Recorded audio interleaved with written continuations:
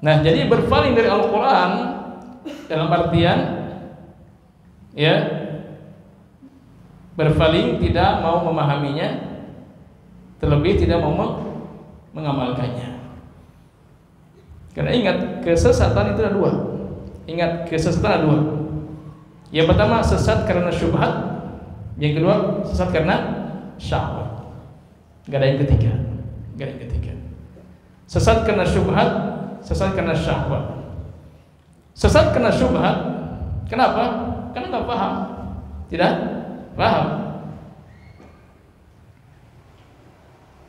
Kalau sesat karena syahwat, paham tapi tidak mengamalkannya. Ya, paham, pemahamannya benar sesuai dengan pemahaman as-salafus saleh, tapi tidak mengamalkannya.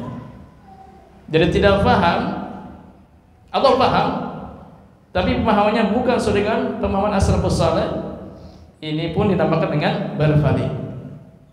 Syubhat. Apa itu syubhat? Kerancuan, tidak jelas, samar.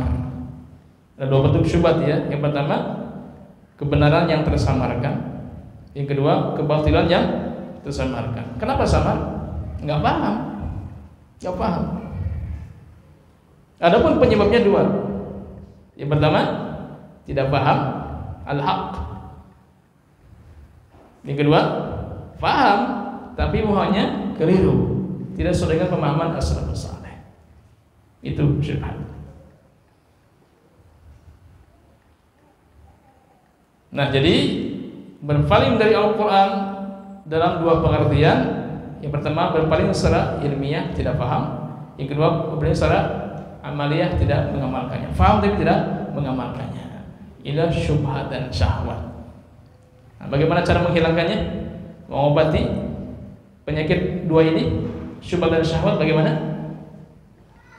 Bagaimana? Untuk menghilangkan syubhat, lihat dalam surah Al-Asr, wa tawassaw bil haqq. Nasihatkan al-haq, kebenaran. Nasihatkan al-haq, kebenaran. Indah sekali kalau kita menghidupkan nasihat. Al-haq dinasihatkan. Ya, untuk menghilangkan syubhat tadi. Hadirlah ke majlis-majlis yang mana dalamnya wa tawassaw bil haqq, disampaikan kebenaran-kebenaran. Ini yang pertama ya, wa tawassaw bil haqq. Untuk menghilangkan syahwat, apa lanjutannya? Wa tawassaw bis sabr. Nasihatkan kesabaran.